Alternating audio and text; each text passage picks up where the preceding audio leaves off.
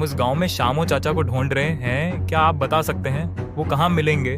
جی وہ میں ہی ہوں، بتائیے میں آپ کی کیا مدد کر سکتا ہوں؟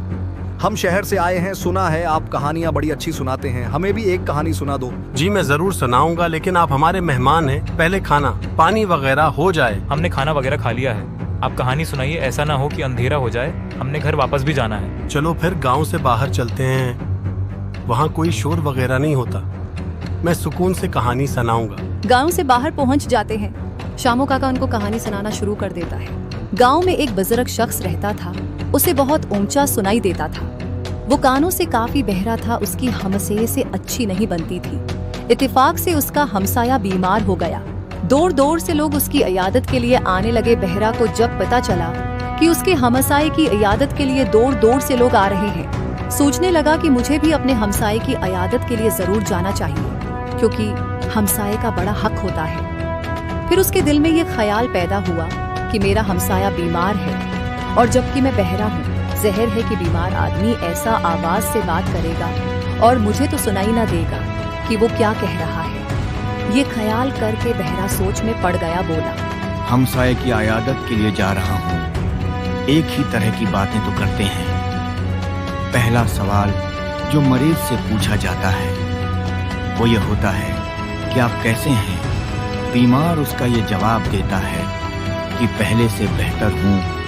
چنانچہ میں بھی پہلے اسی سے یہی پوچھوں گا کہ آپ کیسے ہیں، تو وہ اس کا یہ جواب دے گا کہ پہلے سے بہتر ہوں۔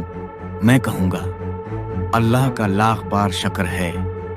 پھر دوسرا سوال جو عام طور پر مریض سے کیا جاتا ہے وہ یہ ہوتا ہے کہ کس حکیم سے علاج کروا رہے ہو۔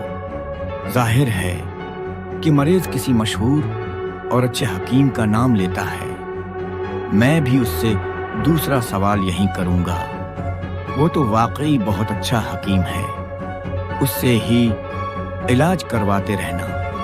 اس کے بعد عام طور پر بیمار سے کھانے پینے کے بارے میں پوچھا جاتا ہے کہ کون سی غذا کھا رہے ہو۔ عام طور پر بیمار کسی نرم غذا کا نام لیتا ہے۔ میں بھی اس سے خوراک کے بارے میں پوچھوں گا تو ظاہر ہے کہ وہ کسی نرم غذا کا نام لے گا۔ چنانچہ میں کہوں گا واہ، بڑی اچھی خوراک ہے، اسی کو کھاتے رہنا بڑی فائدہ مند چیز ہے۔ بہرا یہ سب باتیں سوچ کر اپنے ہمسائے کے گھر میں جا پہنچتا ہے اور جھٹ سے بولتا ہے، کیا حال ہے جی اب آپ کا؟ مریض جو کہ بیماری کی وجہ سے چڑچڑا ہو چکا تھا بولا، مر رہا ہوں۔ اللہ کا لاکھ لاکھ بار شکر ہے۔ بیمار نے جو یہ بات سنی تو حیران ہو کر بہرے کی طرف دیکھا۔ بہرے نے فوراً دوسرا سوال داغا، کس حکیم سے علاج کروا رہے ہو؟ عزرائیل سے۔ وہ تو واقعی بڑا مشہور اور قابل حکیم ہے، جو بھی اسی سے علاج کرواتا ہے تکلیف سے نجات پاتا ہے۔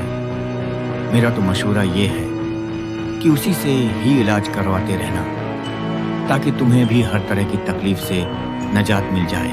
بیمار کے ساتھ کھڑا شخص ہنسنے لگا۔ یہ سن کر تو بیمار خوب آگ بگولا ہوا، یہ کیسا ہمسایہ ہے جو میری عیادت کے لیے آیا ہے یا مجھے اگلے جہان پہنچانے کے لیے آیا ہے؟ وہ یہ سوچ ہی رہا تھا کہ بہرے نے تیسرا سوال کر دیا، جناب آپ کون سی غذا کھا رہے ہیں؟ زہر کھا رہا ہوں۔ ماشاءاللہ، بڑی ہی اچھی غذا کھا رہے ہیں۔ میرا مشورہ تو یہ ہے کہ بلا ناگا اس کا استعمال جاری رکھیں، انشاءاللہ اس کے کھانے سے بہت جلد تمام تکلیفیں رفع ہو جائیں گی۔ بیمار کو غصے میں دیکھ کر، دوسرے آدمی کو ہنستا ہوا دیکھ کر وہ یہ سمجھ جاتا ہے کہ میں نے جو سوال کے جواب بتائے ہیں وہ غلط ہیں، ایسا نہ ہو کہ لینے کے دینے پڑ جائیں، یہاں سے نکل لیتا ہوں۔ کہانی تو بہت اچھی تھی، زندگی رہی تو دوبارہ ضرور سننے آئیں گے، اب ہمیں اجازت دیجیے۔ تینوں آدمی شکریہ ادا کر کے گھر کی طرف روانہ ہو جاتے ہیں۔